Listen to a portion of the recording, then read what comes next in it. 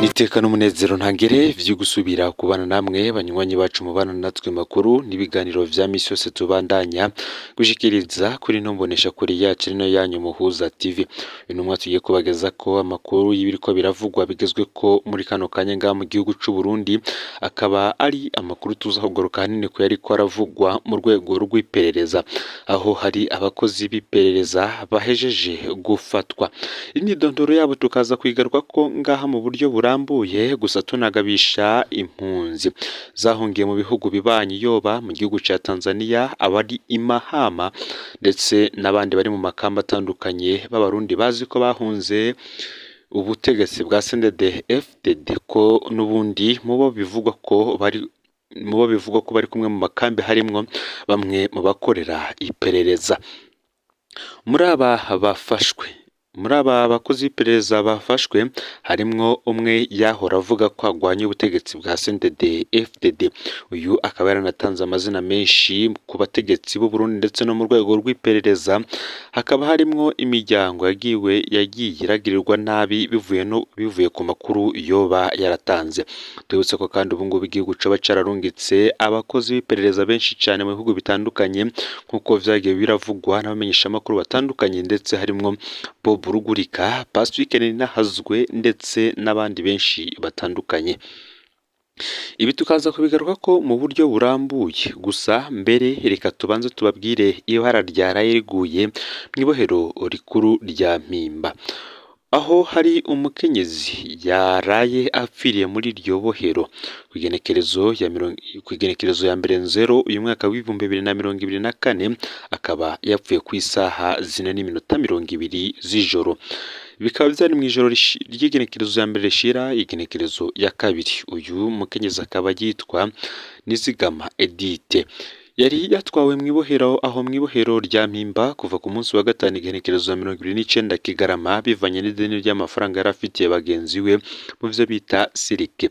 Umuryango wiwe ukaba wabazwa cyane nuko procureur wa Muha Bucumi Albert yubahutse gupfunga uwo mukenyezi kandi abona ko akitswe n'amagara, kandi no mu muryango bari bemeye ko batangura kuri hayo mafaranga buke ndetse n'umugabo wiwe akaba yari yazanye amafaranga make uwo munsi nyene, ariko baruhira kumupfunga. Uwo mukenyezi akaba yaba mu Kanyosha aho benshi bita kuri abiri. Umuryango wiwe ukaba uri mu gahinda kenshi. Si ibi gusa kuko n'umuryango waba wankiwe gutwara ikiziga c'uwabo muri morgue, bakaba babwiwe ko bota kuko urongoye ibohera atariho, ari co kimwe n'umuganga. Benshi bakaba babona ari umubabaro mwinshi kubona ikiziga c'uwabo kiraye ahantu hatagira morgue.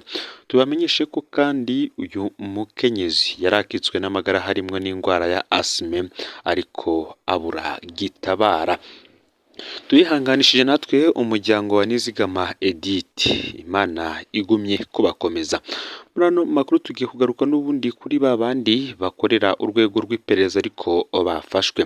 Hakaba harimwo bamwe baje bavuye mu makambi mu nzagi atandukanye, ndetse bikaba binavugwa ko abahungiye hanze y'imbibe z'igihugu c'u Burundi botangura kugaba, kuko kuri ubu urwego rw'iperereza rwoba rwarabagezemwo. Ese abo ni bande? Ufyonde subscribe canke sabone niba utari wafyina ko kugira ngo utoje ucikanwa nayo dushikiriza. Usangiza no makuru bagenzi bawe kandi aho baherereye hose kugira ngo nabo batoje bacikanwa niba biriko biravugwa bigezwe ko ngaha mu gihugu c'u Burundi, hanze y'imbibe z'igihugu c'u Burundi ndetse no mu makungu ya kure. Mwahe kaze mwidonido yano makuru. Abakozi b'iperereza nibo baheruka gufatwa bagiye kwiba. Dushimye gushira ahabona umwidondoro w'umukozi w'iperereza ari mu baheruka gufatanwe nko kuko hagoma afatisha abantu mu kubata mu mitego batazi ko akorera iperereza nyuma yo guhunguka. Uyu umukozi ngo yoba arindi nkuko mubibona, harimwo uwo aryamye hasi asa n'umanitse amaboko. Amazina yiwe yitwa Niyongabo Romaric. Amaze afatisha abanyagihugu batandukanye abahinda ko ari kumwe mu rugamba rwo kurwanya CNDD-FDD. Benshi rero ntibazi ko kuva ahungutse avuye MAHAMA mu Rwanda asigaye akorera iperereza. None Niyongabo Romaric yoba arindi? Uwo mugabo akaba avuka muri zone na komine Rugazi ho muri province Bubanza, kubera se bironkwa Celestin yakoze cyane mu gisagara ca Bujumbura, ivyo vyatumye bimukira kuba mu gisagara ca Buja. N'inshuti zidasanzwe z'umukuru w'igihugu Varisito Ndayishimiye. Imbere y'umwaka w'ibihumbi 2015 uwo mugabo Niyongabo Romarike yahora akorera umukuru w'igihugu Varisito Ndayishimiye ataraja muri ayo mabanga, yamukorera nk'umukozi mukuru mu bubare bwiwe, aho benshi bita abajera. Ariko mu mwaka w'ibihumbi 2015 yarahunze mu bandi biturutse ku bihe vyaranze uwo mwaka. Umwaka w'ibihumbi 2015 Romarike yahungiye mu gihugu c'u Rwanda i Mahama. Mu mwaka w'ibihumbi 2020 yabaye mu bambere bahungutse. Iki gihe bahunguka hari ku igenekerezo ya 27 ukwezi k'umunani umwaka w'ibihumbi 2020. Romarike akaba ari we yambaye agapfukamunwa n'umugore wiwe Eveline nyuma bahungutse. Amaze gushika mu gihugu yaciye atangura gukorana n'iperereza. Amaze gushika mu iperereza yaciye atangura kuza arafatisha abandi mu kubahinda ko bakora ibishoboka kugira ngo bikure ko CNDD-FDD. Akaba yabagabisha babwira ko CNDD-FDD isibije igihugu. Aha benshi rero niho barwiriye mu mutego, nk'abo bahoze hamwe mu ikambi ya Mahama baramaze kuhasiga ubuzima. Kwigenekerezo ya 28 Kigarama y'umwaka w'ibihumbi 2023 Niyongabo Romarike yarafashwe n'abapolisi ari kumwe n'uwundi mukozi w'iperereza azwi cyane ku izina rya Rama, aho bari bagiye kwiba n'inkoho. Ntibigeze bapfungwa. Ibi vyaratangaje abatari bake, ariko ntibigeze bamenya ko abatigera bapfungwa.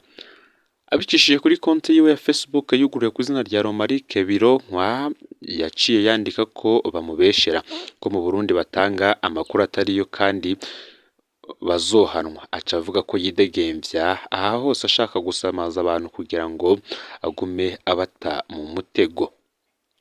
Ubu Romarike agenda arabesha abantu ko wewe igihe abapolisi bafata atari mu bafatanywe inkoho, agira ati iyo mwabonye ku mbuga sivyo, je bamfashe banyiketse kuko nari ndahateramiye, abandi bagiye kwiba ni Barama bafatanwe zirya nkoho. Barundi tubishize ahabona kugira mwirinde abo bose mwita abagenzi, cyane cyane abantu bari mu makambi bahunze igihugu, ni bagabe cyane kuko muri bo harimwo abakozi b'iperereza.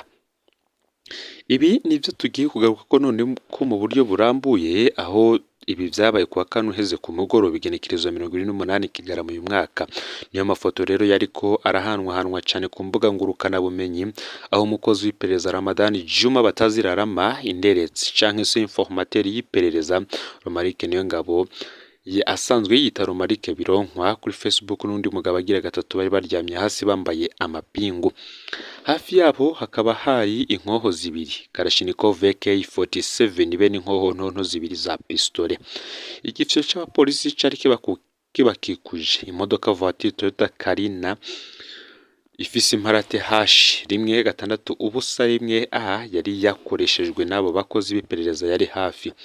Ubutumwa bwaherekeje ayo mafoto nibwo bwari butangaje kurusha. Umukozi w'iperereza azwi cyane ku izina rya Rama na bagenzi be bahejeje gufatwa aho bari bagiye kwiba muri quartier industrielle aho bita ku Kigabiro, bafatanywe inkoho zibiri za Kalashnikov na pistole zibiri. Kubaza abo bantu yari inkuru idashoboka, ngo ninde yakora kuri zo ntakorwako. Abandi bo bavuga ko iminsi y'igisuma ari 40. Hari n'abandi bari batanguye gushimira Perezida Ndayishimiye ko ariko arakosora inkozi z'ikibi zitwaza amabanga y'igihugu zifise. Uwo mwanya rero wamaze umwanya urume rumara atana amasaha ahaciye, bano bagabo batatu bariko basangira agacupa mu Kamenge, aho benshi bita kurya indwi, bigamba batwenga. Abapolisi bari babafashe ko batazi ico zino nkozi z'ikibi zijejwe. Uko niko rero inkuru yarangiye ibisuma vyafashwe bigiye kwiba kugeza ubu biridegemvya. Nubundi Rama na Romarike ntibasanzwe. Ramadani Juma batazira Rama aramaze kuvugwa kandi kandi kenshi cyane yararongoye iperereza mu Kinama, Mwirohero, mu Kamenge n'ahandi. Nako kanamaze kuvugwa mu madosi kenshi madosi ajanye no kunyuruza abantu canke gukoresha gikenye yitwaje ibigwanisho, akaba ari intakorwa ko ikinge bidasanzwe n'indongozi z'iperereza SNL. Uyu Romarike niyo ngabo we twamugarutse ko mu buryo uyu ntazwi na benshi mu bikorwa vy'iperereza. Amuzi bakavuga ko yahoze ari umukozi wa General Varisto Ndayishimiye mu bubare butandukanye bwa Ndayishimiye, yamukorera nk'ujejwe utwo tubare. Akaba yarahungiye mu Rwanda mu mwaka wa 2015. Bamwe mu bo bari kumwe baramukeka cyane ico gihe ko yari maneko, yigeze impunzi kugera zaratanga amakuru. Muri myandagaro mwaka wa 2020 yarahungutse. Bamwe mu bamuzi bavuga ko yafatishije abantu benshi mu iperereza abanje kubabesha ko ariko aragwanya ubutegetsi bwa CNDD-FDD. Abatamuzi bamuherutse nk'impunzi mu Rwanda baramwizeye. Benshi batangaye ku wa kane bamubonye abohanye na Ramabati wa muhunga duhenda ngo agwanye CNDD-FDD, kumbe akorana n'abicanyi mu iperereza. Aho ari kuri we rero ntiyatevye kubesha abo yari asanzwe ahenda ko atararimwo muri ubwo ubusuma, ko bamwihenze ko. Ni henshi bavuga ko mu Burundi hari nk'abantu benshi bitwa intakorwa, ko benshi bakomejwe n'amabi bakoreye mu iperereza, kubeshera abandi, kwambika ibara abagenzi, kudandaza abandi, kunyuruza abantu, gusesa amaraso y'inzirakarengane. Hari abo vyagize ibihanga bikora ivyo bishatse ntibihanwe. Benshi bagasaba ubutegetsi niba koko bwipfuza gutahukana impunzi mu Burundi nk'uko abategetsi bagiye kubikora mu gihugu ca Tanzania, ndetse bakanasinya amasezerano n'ico gihugu yo gutahukana izo mpunzi, babanze bakubita intaye mu gahanga aba bakozi b'iperereza bakora amabi mu nyuma bakarekurwa bitwaje yuko bakorera urwego SNL. Ngaho rero amakuru aragezwe ko muri kano kanya ufyende subscribe canke sabone niba utari wafyenda ko kugira ngo utozucikanwa nayo dushikiriza.